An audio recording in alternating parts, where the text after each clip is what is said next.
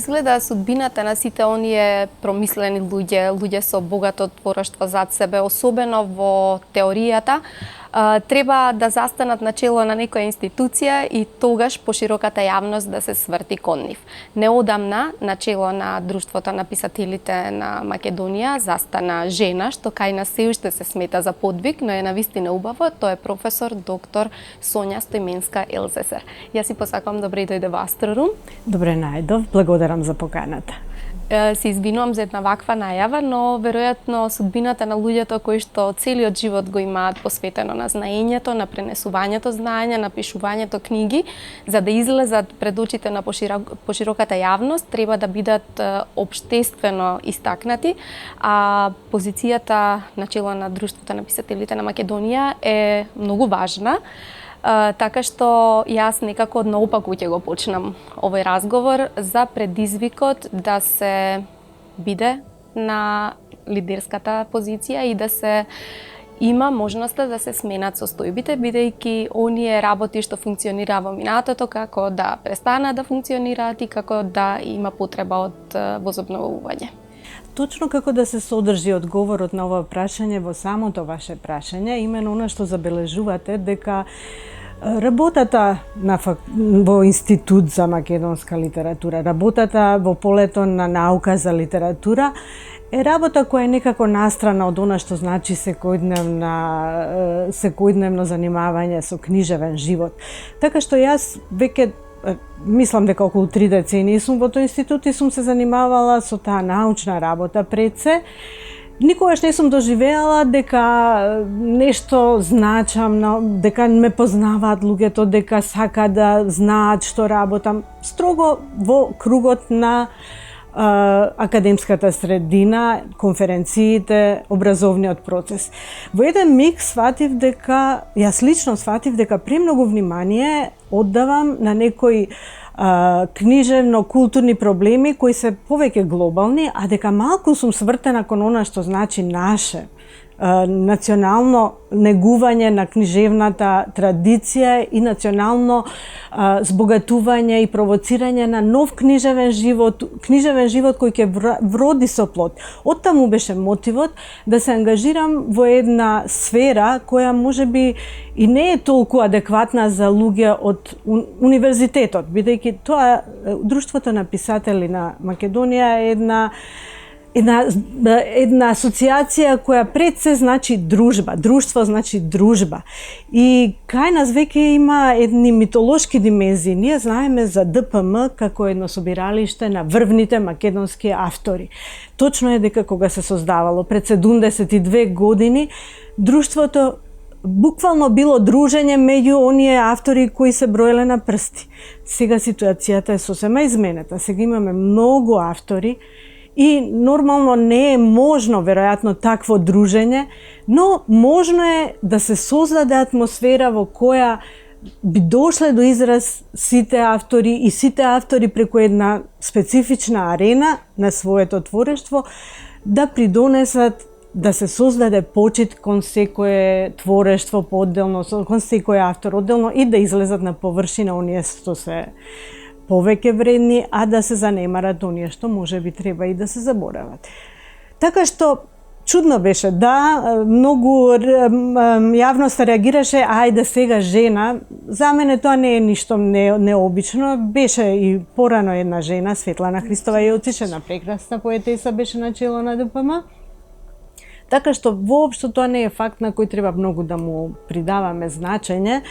Мислам дека доаѓа природно, многу природно во нашава книжевна средина доминираат веќе жени. Можеби не толку во творечкиот писателски домен, меѓутоа критика, теорија, мислам дека и во вашиот институт голем број. И во нашиот институт многу повеќе има жени што се занимаваат со оваа област.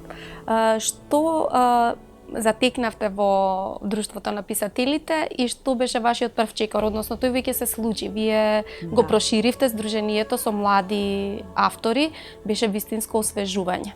Да, долго време веројатно немаше примање на нови членови, така што беше нужно да влезат некои нови генерации. Пред се акцентот беше кон помлади писатели кои успеале да го остварат оној минимум од 3 објавени книги, кои успеале да ја вознемират јавноста, да имаат соодветен одглас и рецепција од јавноста.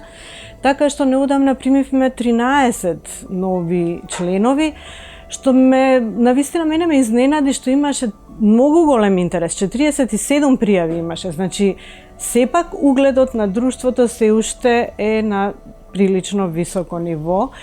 И што затекнав?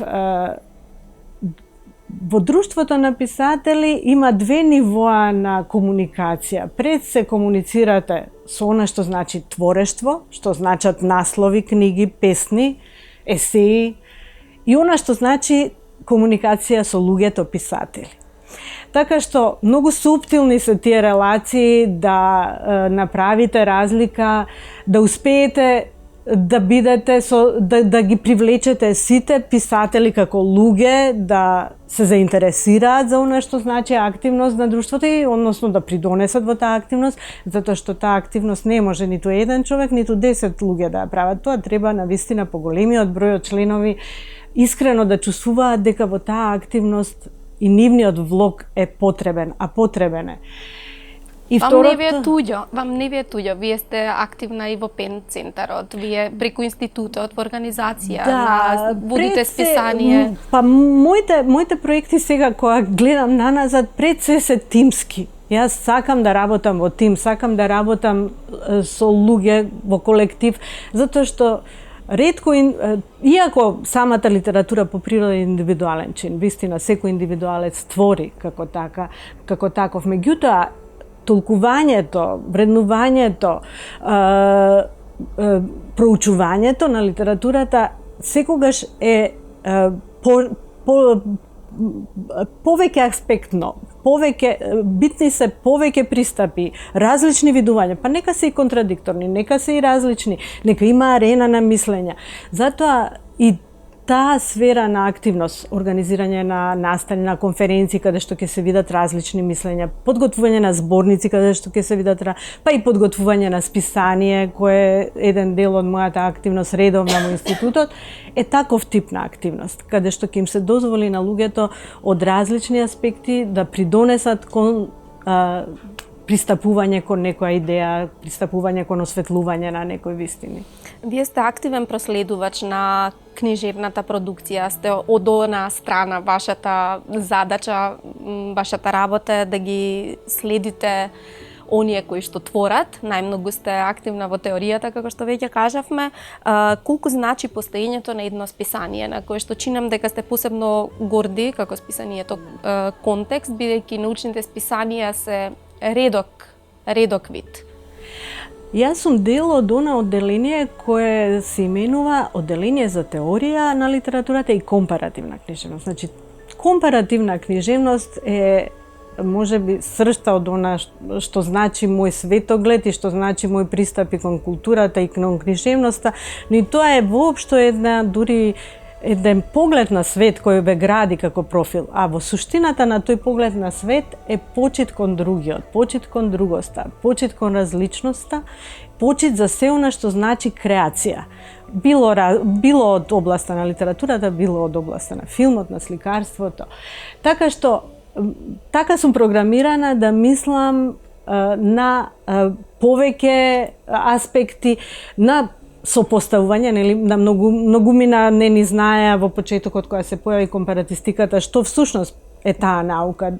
Секогаш барем нешто повеќе од едно, барем два модела на две поетики, повеќе национални книжевности, книжевности музика, книжевности литература и така. Списанието Контекст беше прво списание кое беше посветено на компаративна книжевност и во почетокот го носеше насловот Книжевен контекст, значи строго компаративната книжевност беше во фокус, а потоцна кога на нашиот институт се воведоа и културолошки постдипломски студии, кога сите станавме свесни дека книжевноста не може да се толкува и разгледува само во доменот на книжевноста, точно дека книгите меѓу себе се споредуваат, националните книжевности меѓу себе се споредуваат, но книжевноста мора и културолошки. И денес е момент кога сме сите свесни дека само така културолошки можеме да и пристапиме на книжевноста и затоа го прерасна името на списанието од книжевен контекст во контекст. Со тоа што се додаде не само за компаративна книжевност, туку и за културолошки истражувања. Така што сега сме отворени за сите оние текстови и проучувања што не само ги споредуваат еден наслов со друг или еден автор со друг или македонска со, да речеме, хрватска или словачка книжевност, туку и она што значи литература од родов аспект, литература и активизам, литература наспрема музика, наспрема филм и безброј нови теми се отвараат. И самите сте типичен пример на некој низ кој поминале многу различни искуства, знаења, вашата образовна биографија, професионална биографија е навистина сплет на многу нешта. Можете да ни кажете, да направите еден пресек од почетоците, од кога решивте дека тоа ќе биде вашата животна определба до денес? Често пати кога ја пишувам таа биографија по разни поводи од тие избори и реизбори, си помислувам колку би била среќна сега да имам само 2 референции, а да сум на почетокот и да имам илјадници можности. А сега речиси скоро се веќе нешто е направено и сега тоа што е направено е тоа и треба да си го прифатам дали е позитивно, дали сум можела повеќе, дали требало нешто да биде поинаку. Меѓутоа, аз во суштина сум среќна затоа што работам на вистина една благородна работа. Значи, јас по дефиниција сум книжевен критичар, есеист, компаратист. Немам се уште напишано уметнички текст, од едноставна причина затоа што премногу веројатно имам... Многу знаете и многу сте строги кон себе. Веројатно имам преголема почит кон хартијата и сакам тоа многу сакам тоа да им го пренесам на моите ученици, студенти, на моите млади колеги, дека навистина треба со голема почит да се седнува пред хартија, пред компјутер, нели сега, дека навистина велиме хартијата трпи се, ама кога треба нешто да се објави, навистина треба претходно многу работа. За една реченица некогаш ви се потребни 5, 6, 10 книги за една мисла да оформите како што треба. Што се однесува до биографијата, да, има интересни моменти што јас ги следев сите тие чекори на академско напредување во рамки на институтот, работев многу проекти. Почнав на катедрата за компаративна книжевност и бев, ми се чини, 3-та генерација. Тоа беа генерации кои беа на вистина многу ентузијасти во однос на проучувањето на литературата. И професорскиот кадар составен од корифеи на... И професорскиот кадар беше корифеи, на вистина го имавме тогаш Милан Ѓурчинов во однос на теоријата и го имавме Влада Урошевиќ во однос на пристап кон она што значи фантастика, што значи поезија, што значи источни влијанија. Прекрасни, Катица Ќулавкова беше тука. Значи, во првите 3-4 генерации мислам дека сите што завршија во тој период покажаа врвни резултати во подоцнежното. Па и понатаму, со години таа катедра важеше за расадник на интелектуалци кои во сите сфери на нашето културно живење. Најголемиот број уредници во Арс Ламина се компаратисти со многу знаења, да. Јас би сакала тоа да продолжи така и би сакала да, навистина, затоа што, како што реков, пак се враќаме на она првична, веројатно, да не ја наречам идеологија, но тоа е еден поглед на свет. Да имате почит кон творештвото на другиот. Поаѓајќи од таа почит, потоа се надоврзуваат успешни приказни, како ете и вашите уредници. Околу мојата биографија никогаш не сум сметала дека, реков, јас сум критичар и секогаш пишувам за други текстови. Никогаш не сум била во позиција за мене некој да зборува или еве некој интервју да ме повикале. Денес најнеспремна доаѓам на интервју затоа што рековте дека јас сум тема на интервјуто, а тоа ми е можеби најслабо проучена тема. Обично сакам да ги обично сакам Вие да ги обсервирате. Обсервирам другите и да ги афирмирам колку што може повеќе. Кога нешто навистина е добро, сакам да го афирмирам и пред домашната јавност, но многу повеќе и на тие странски конференции да се слушне нешто како нашите автори пишуваат паралелно со некои странски автори. Така. Интересен момент во мојата биографија што поминав речиси 4 години како лектор по македонски јазик и литература во Прага, во Чешка, и тоа беше едно навистина многу значено искуство воопшто во мојот живот, затоа што и сега на младите им советувам дека е многу вредно човек барем некој мал, краток, не многу долг период да помине во странска средина, за да знае потоа да биде компаратист и да споредува и да ги изнајде и убавите и лошите страни таму и тука, едноставно да види како функционираат тие допири на култури, тие различни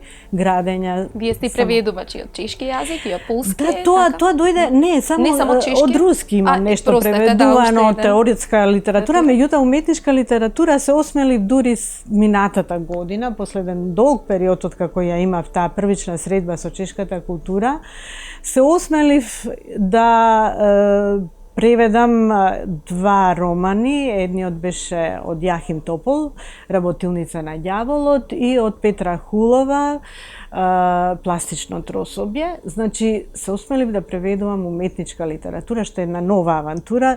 Значи, тоа што ви реков, големо CV и многу искуство, никогаш не сум чувствувала дека нешто кој знае што сум направила, секогаш чувствувам дека сум на почеток. И секогаш чувствувам дека ме чекаат нови авантури, ме чека нова работа, нешто ново да направам. Па тоа е едно поле што сега ми се отвара и морам да ви речам Тоа може би чекор до осмелувањето вие да напишете може би, не смеам да речам ништо, да прогнозирам, може би тој момент ќе дојде. Но убав предизвика. Да, често сте и промотор на други дела, така што јас ви имам слушнато последно нешто кога ја промовиравте книгата на Ана Мартиновска.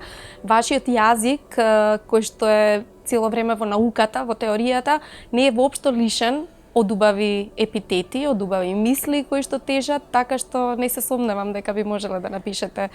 Тоа е опасноста на сите научници. Тие гледаат да ги квантифицираат работите, да ги оттргнат сите зборови што се вишок. Ме радува што така сте доживеале една од моите промоции на други книги. Значи, продолжувам со тоа промовирање и критичко обсервирање на други дела, затоа што сметам дека тоа е навистина многу потребно во овој миг.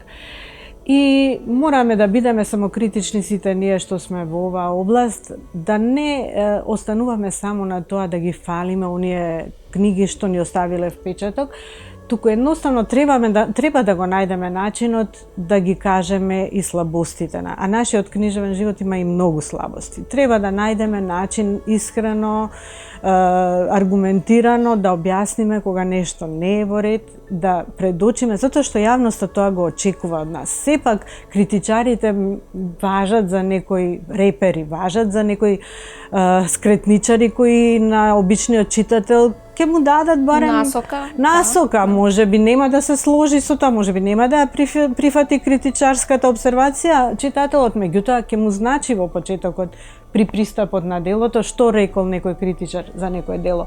Оттаму мислам дека е многу важно сега да иницираме веќе и една критика која ќе биде, иако се плашам од тоа, не знам како да го најдеме тој модус. Например, критиката на Митрев, да го спомнам, Митрев 100 години од раѓањето, критиката на Митрев знаеше многу драстично да шиба по некои појави кои не му се допаѓа. Едноставно, можеби некаде грешел, можеби некаде не било добро. Меѓутоа, критичарот треба да покаже еден свој вкус, еден свој став кон работите, и ако нешто не е во ред, треба да ги каже тие работи. Оттаму мислам, баш сега се носам со идеја нешто да организираме во стилот колку ни е потребна и колку е позитивна негативната критика. Дека но и каде да ја пласирате? Состојбата со медиумите е таква каква што е, повторно ќе остане во затворените кругови академски. Не е ли едно со друго поврзано? Во друштвото може би, во ДПМ може би, може би. Ете, сега имате можност сега има еден бастион, може би ќе стане, еден полигон каде што може да се одвива таква една арена на вкусови. И тоа ни е потребно нас. Во македонскава книжевна јавност сега во овој момент, ние навистина имаме многу групации, имаме многу различни автори кои си имаат свој круг на публика, од некој поголема, некој помала, и сите мислат дека творат најдобро што може. Треба сите да се почитуваат меѓу себе, да се видат кој како е, ама да се направи некој ред. Ако е нешто сега и тоа е малку дискутабилно. Има книжевна продукција и книжевна индустрија и ние бевме сведоци дека на сајмот на книгата можете да видите се и се што. И треба некој да ги даде насоките, бидејќи некој читател сака да чита, но просто е изгубен во морето на понуди, нема доволно време да се информира.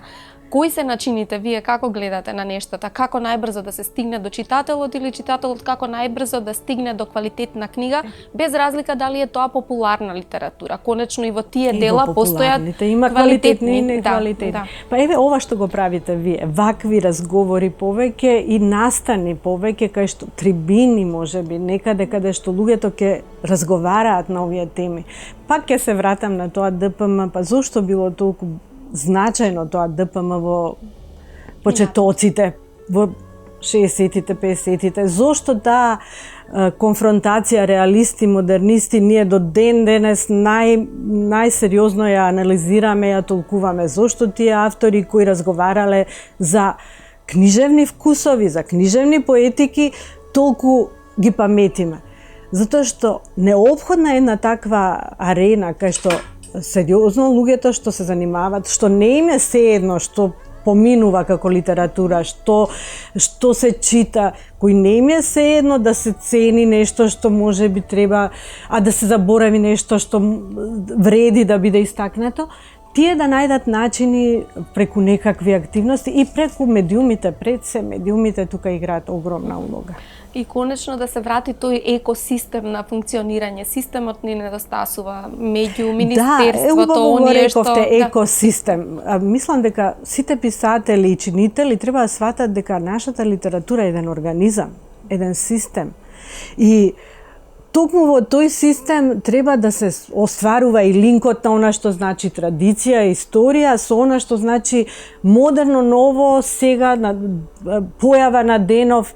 Оти се има некоја своја вредност, а се е испреплетено. Не може новите автори да се имуни на тоа што претходно се пишувало во македонската литература. Некои дури не се запознаени, па... Некои дури не ги ни читале. Да. Дури ние се уште имаме проблем со тоа да означиме што значи македонска класика, да се согласиме дека некои автори се класика во македонската литература. Да немаме веќе дилеми за поезијата на Рацин, дали каде припаѓа и дали тоа е веќе завршена работа, да немаме дилеми за Конески, да немаме дилеми за Шопов, за Славко Јаневски, за Чинго, да не ги редам сега. Значи, без разлика на општествените пребирања. Тоа мора да бидат апсолутни вредности, да. Дневно политичките пребирања апсолутно треба да се на страна, не само од проучување, од научно исследување, но и од книжевниот живот, од ДПМ пред се. Јас слушајќи ги колегите од книжевноста,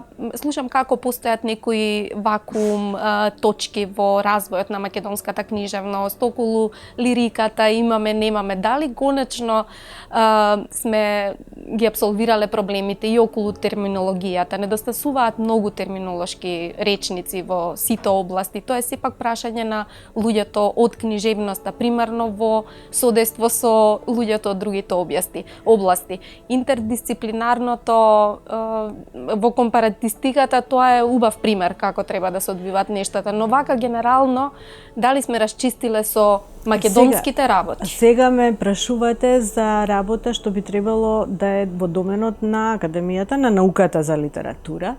И кога го спомнавте оној систем и организам, мислам дека главниот дефект во дали може би минатата беше, ама оваа година, што се што се случува одеше само преку Министерство за култура, а Министерство за наука и образование не направи ни еден проект. Овие работи се теми за проекти. Ние долги години имаме проекти само ентузијастички, онака како што институтите за различни или академијата има ентузијастички проекти. Јас знам дека во академијата и се правеше еден проект за терминолошко доуточнување за теоретски книжевни поими, се правеа проекти за македонската книжевна историја, што всушност и беше и основен проект на нашиот институт за македонска литература. Но тоа беше пред 20 на 30 години кога нашиот институт направи една историја на македонската литература и сега е сериозно време да се обнови, да се продолжи, да се ревидира, да се од една нова перспектива повторно да се превреднуваат сите работи, затоа што тоа барем за они во областа на науката треба да поминат барем 50 на години за работите што се случувале во литературата да се петрифицираат и да станат книжевен канон и да знаеме што е книжевна историја. Значи ние веќе можеме комотно во оние до 50-тите и 60-тите години, баш до оваа можеби конфронтација што спомнав, точно да исцртаме кои се личности што остануваат во историјата, кои личности треба да се изучуваат во понатомошните истории на македонската литература, со кои дела да собереме што се од нив издадено. Ние се уште имаме проблем со архивирање, има изданија што дури ни во библиотеката која е мајка на тие изданија, дури таму можеби недостасуваат некои примероци на некои наши книги. Така што тие проблеми се многу комплексни и многу би сакала да го видам тоа Министерство за наука и образование да направи некоја иницијатива да се направат нови такви проекти. Има простори за вашите студенти. Тие со задоволство, односно вие би ги насочиле да работат на темите, еден сеопшт проект кој што има место за сите. Да, па и тоа е исто прашање што е еден аспект на нашата криза во културата. Како да ги анимираме младите, под младокот има толку млади способни луѓе кои немаат каде да работат. Ние со години кубуриме со тоа да примиме нов кадар, постојано сакаме да имаме. Ние веќе има и тука еден комплекс во нашава литература. Ние сме секогаш сите постојано млади. Тоа и меѓу писателите го гледам и меѓу проучувачите и критичарите. Ние сме млади до нашата 60-та година. Јас сум еве во 50 и некоја, јас сум уште меѓу младите. Значи, никако сериозно да ве сватат значи, да влезете. Има малку еден неубав товари од минатото, оние меѓу самите писатели, првите 2-3 генерации тие избликна и потоа се што доаѓаше сите се млади. Треба да се свати дека неминовно тркалото на времето не гмечи, а ние треба да ова што го имаме како традиција, навистина да го пренесеме на помладокот, да знаат младите, да искористат од она што ние сме го минале, да го вградат во некој свој нов дух, да му дадат нова содржина. Но вие давате материјал луѓето да мислат дека сте млади со институтот, се сеќавам на конференциите, прилично современи, модерни теми, атрактивни за младите и мене ми беше просто жал што кога се зборуваше за потрошувачкото општество, што немаше камера, што немаше некој тоа да го сите не засега. И широката јавност ја засегаат тие проблеми, многу современо, на многу симпатичен начин, сите референти ги изложија своите трудови, така што сте во чекор со времето како институт, што јас морам да признам дека секогаш мислењето со институтите знаете какво, дека таму некои повозрасни личности седат во своите кабинети и широката јавност не ги интересира. Нишки молци, што си ги тераат своите фахови од... Да, малку знае да биде здодемно тоа да бидете во некој фах. Кога сте во култура, кога сте во литература, никој не сака да остане само во еден фах, сака да проба и нешто друго. Да помине во маниризам и едноставно да биде во духот со времето, на времето, да биде во текст она што се случува. Затоа и тие конференции дојдоа едноставно како одглас на новите теми, па и самите тие културолошки студии дојдоа како одглас на она што свативме сите ние што работиме во институтот на литература, дека не можеме веќе на класичен начин да ја проучуваме литературата. Туку преку тие културолошки аспекти, преку некои нови субдисциплини што се појавија, пред се и таа компаративна книжевност е веќе едно традиционално и класично би рекла пристапување. Сега од неа се изродија и родовите студии, се изродија и постколониалните студии, и магологијата која во суштина беше многу стара наука, но чисто компаратистичка, која говори за тоа како идентитетите народите преку културите се гледаат едни со други. Се оствари културна географија, се случи, јас обично предавам тоа патописи, простор, значењето на просторот во книжевноста. Например, имаше еден класичен теоретичар Иполитен кој вереше, нели, време, момент, миле, и дека се зависи од тоа ние кога студиравме велевме ама ово е позитивист, ова нема врска. Сега како песна ќе напишеш зависи од тоа каде си роден, дали живееш на планина или покрај езеро. И тогаш тоа го отфрлавме, но сега сваќаме дека просторот многу игра улога, не само во природна смисла, туку и во политичко идеолошка смисла. Една песна која ќе напише човек во Њу Јорк, една песна што ќе напише во Њу Делхи, например. Сосема се други контекстите, или во Африка, или во Македонија. Сосема други полнежи имаат.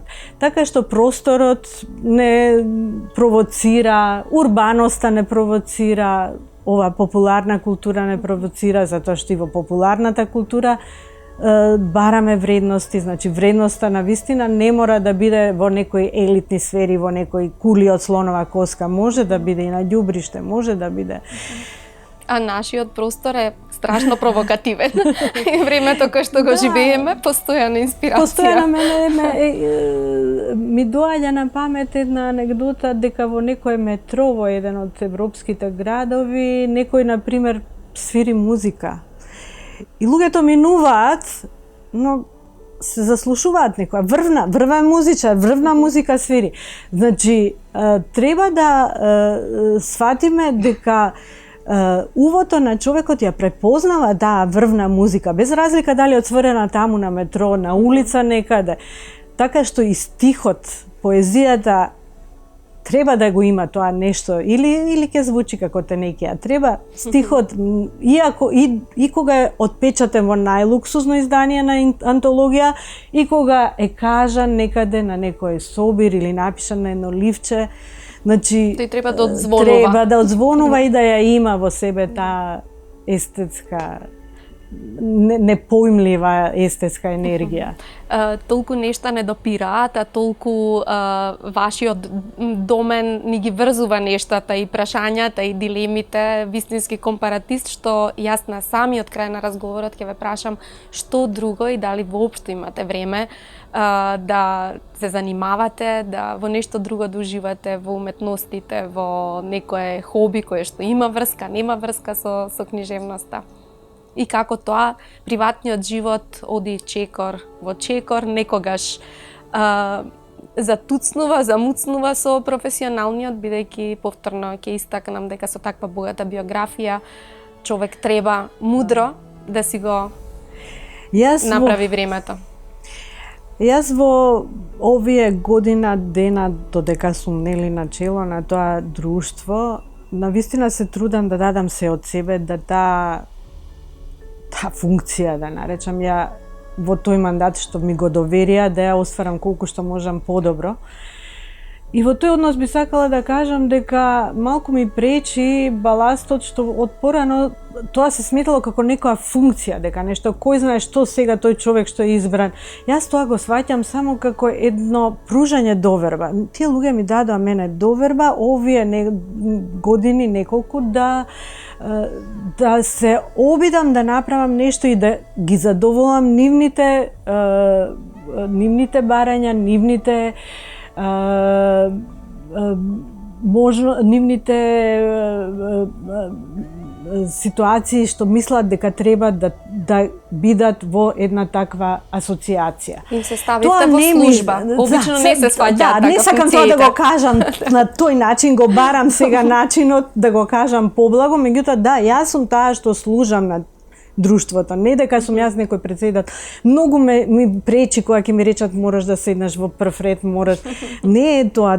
Јас морам да обезбедам клима во која ќе дојдат до израз писателите и да им да пронајдам начини како литературата да ја приближам до пошироката јавност.